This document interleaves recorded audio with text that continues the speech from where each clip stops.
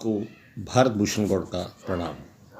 नव विक्रम संवत की नव वर्ष की आप सभी को हार्दिक शुभकामनाएं। विक्रम संवत 2078 का आरंभ 13 अप्रैल 2021 से होगा।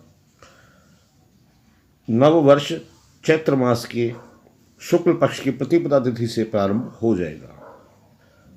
वर्तमान आने वाला वर्ष विक्रम संवत 2078, शक संवत 1943, हिजरी वर्ष अर्थात मुसलमानों का वर्ष 1442-43, महावीर जैन संवत 2547-48 होगा।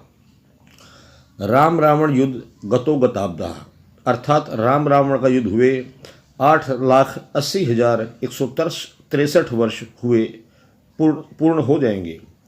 श्री कृष्णावतार गतो गताब्दा अर्थात नए वर्ष की शुरुआत के साथ ही श्री कृष्णावतार हुए 5,247 वर्ष पूर्ण हो जाएंगे। कुरु पांडव युद्ध गतो गताब्दा अर्थात कुरु पांडवों का युद्ध बीते 5,122 वर्ष भी पूर्ण हो जाएंगे। नव संवत्सर का नाम राक्षस। 60 संवत्सर होते हैं जिनमें हर साल एक नया संवत्सर आता है और अपने नाम के अनुरूप ही फलदायी होता है। वर्तमान आने वाले नए संवत्सर का नाम राक्षस है।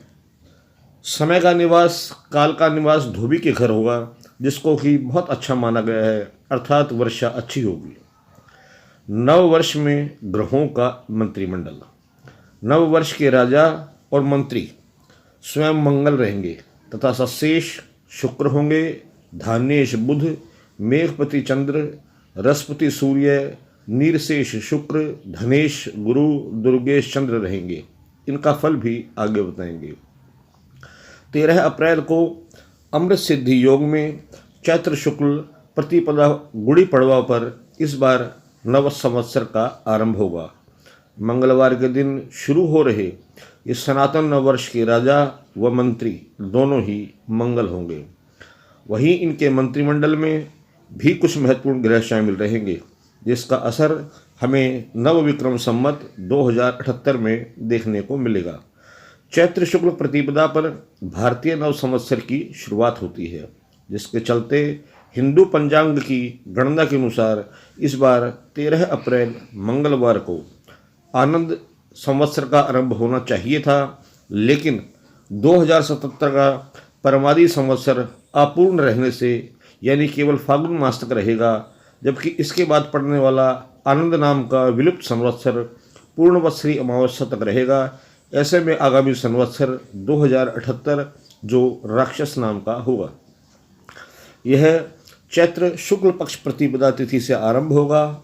यह संवत्सर गते चैत्र तद अनुसार 13 अप्रैल 2021 मंगलवार से प्रारंभ होगा।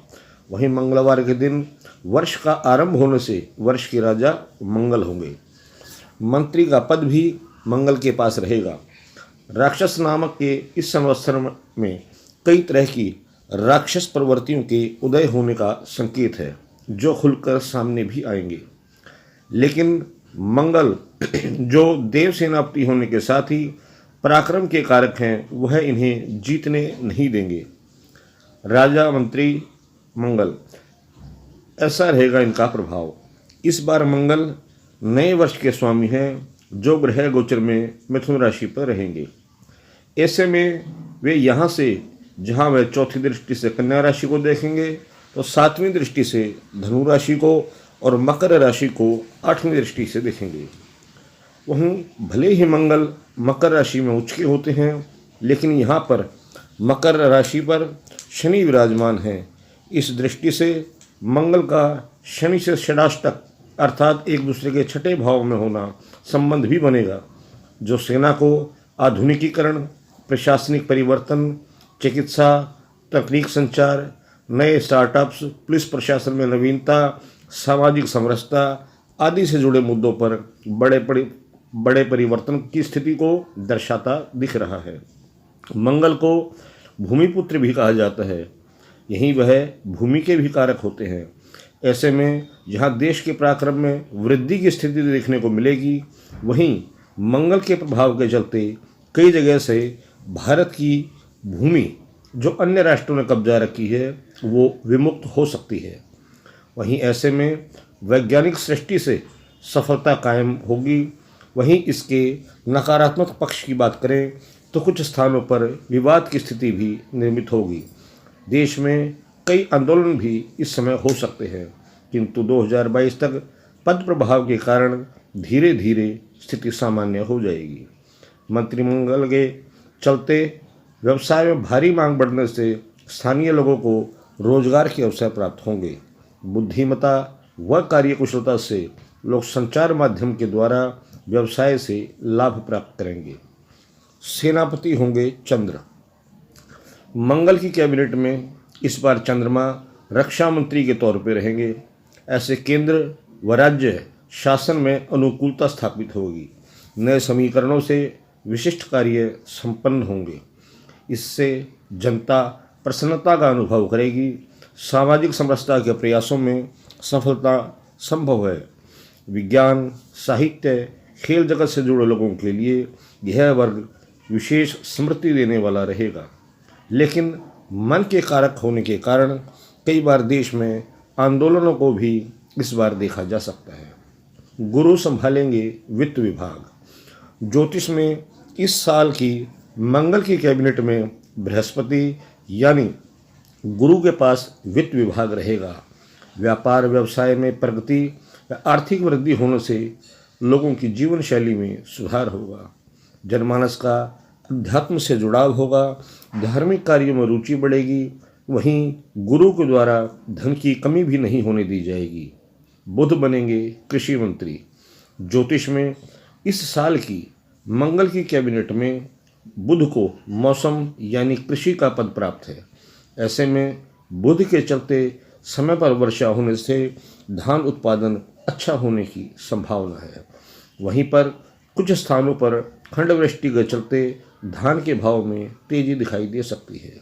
सूर्य का प्रभाव। ग्रहों में सूर्य को राजा माना गया है।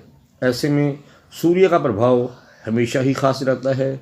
इस बार सूर्य की दिशा व दशा के चलते देश के कुछ स्थानों पर खंडवृष्टि होने से उन जगहों पर धान्य आदि के भाव में वृद्धि होगी। वहीं विपरीत परिस्थितियों के कारण कुछ स्थानों पर जन आंदोलन की संभावना बनेगी। शुक्र का असर। भाग्य के कारक शुक्र का प्रभाव भी हमेशा ही नववर्ष की कुंडली में महत्वपूर्ण माना जाता है। ऐसे में इस साल कीमती धातुओं के भाव में वृद्धि होने से और शेयर मार्केट की उछाल देखने को मिल सकती है। विदेशों में परंपरागत वस्तुओं की मांग और भी बढ़ेगी। इससे भारत को आर्थिक लाभ होगा। कुल मिलाकर ग्रहों की स्थिति को देखते हुए माना जा रहा है कि इस बार पर्याप्त बारिश व उन्नत खेती होगी। वहीं भारत में व्यापार की अनुकूलता, चिकित्सकीय प्रयोग में सफलता उसे विश्व में एक नई पहचान देगी। वहीं कुछ जानकारों का ये भी कहना है कि इस वर्ष सर्वत्र श्रेष्ठ वर्षा होने से प्रचुर मात्रा में खाद्य सामग्रियों का संग्रहण होगा। योजना अनुसार देश में खाद्य प्रसंस्करण उद्योगों की शुरुआत होगी। नारी शक्ति के सम्मान में वृद्धि होगी। मित्रों, यदि आपको हमारा यह वीडियो पसंद आया हो, हमारे इस वीडियो को लाइक करें, हमारे चैनल को सब्सक्राइब करें। आप सभी को भारत भूषण गौड़ का प्रणाम।